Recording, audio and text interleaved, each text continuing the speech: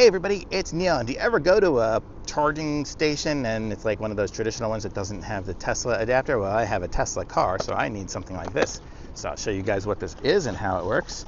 So it is QAO. So this is it here. So this is what the little device looks like. It even comes with its own little bag to keep it in. So when I put it in my car, it won't do anything. But you can see, so if you have like one of these types of adapters, what that's going to do is it's going to give you the Tesla adapter. So basically it'll just plug right into that, and then that goes into your car.